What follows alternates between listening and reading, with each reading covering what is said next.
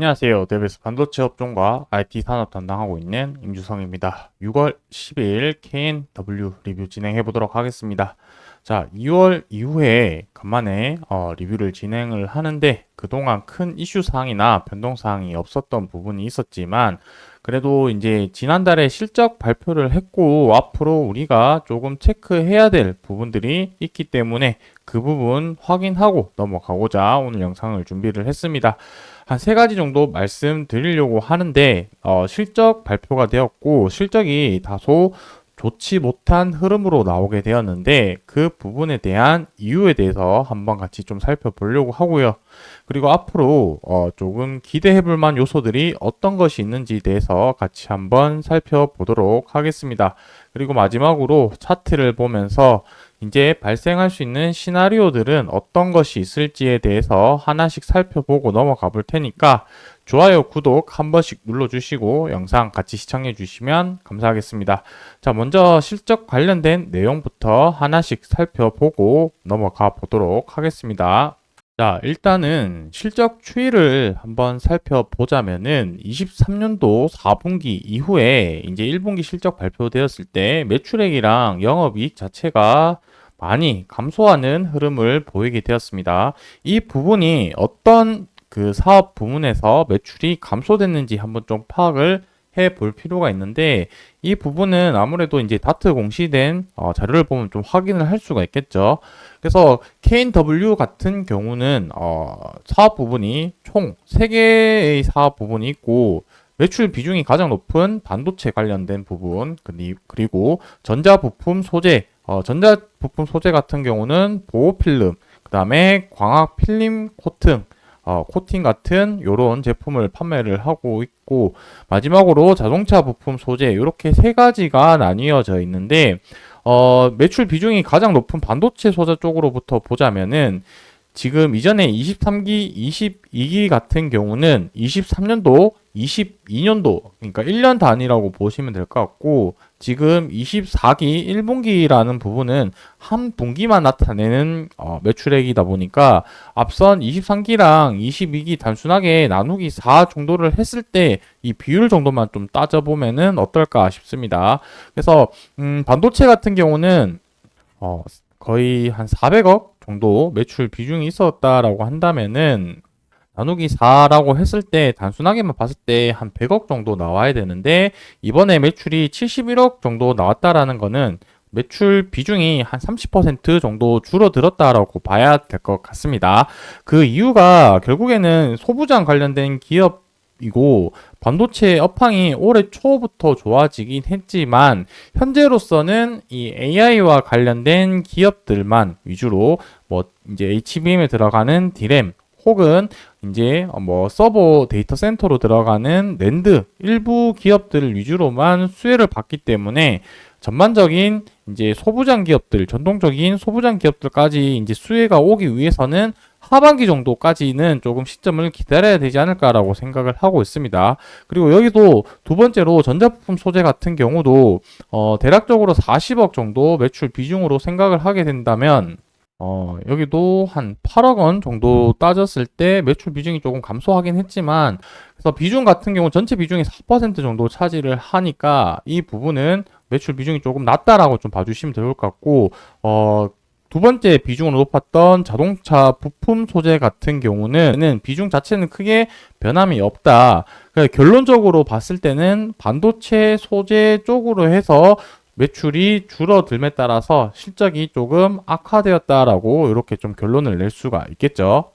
자, 그래도 실적 자체는 1분기 실적이 조금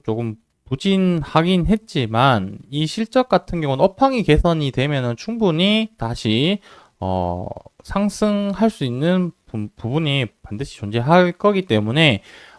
전반적으로 반도체 소부장 기업들의 실적이 개선되는 시점이 하반기로 예상이 되어지고 있는 상태이기 때문에 전반적인 반도체 업황을 계속해서 모니터링을 하고 그런 부분들을 좀 지켜봐야 될 포인트가 이렇게 좀 정리를 하고 넘어가면 좋을 것 같습니다. 그리고 추가적으로 우리가 상승 모멘텀이 어떤 것이 있을지 살펴봐야 될 부분이 어떤 것이 있냐면 한국 지금 반도체에서 26조 원 정도 지원을 해준다라는 소식이 이 부분을 우리는 조금 더 자세하게 지켜봐야 될 부분이지 않을까라고 생각을 하는데, 결국에 지금 이 지원해주는 포인트는 중소기업 위주로,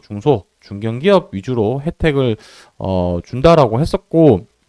관련돼서 내용을 간단하게 말씀드리자면 소부장 기업들 위주로 지원을 해준다라고 했습니다. 우리가 살펴보고 있는 K&W 같은 경우는 이 소재와 관련된 제품을 생산하고 있는 기업이기 때문에 여기에 해당한다라고 볼 수 있을 것 같고, 이 부분은 근데 제가 다음번에 조금 더 자세하게 말씀을 드릴 거지만, 오늘은 이러한 지금 사실 가능성이 있고 앞으로 어떻게 될지 정도만 포인트만 말씀드릴 텐데,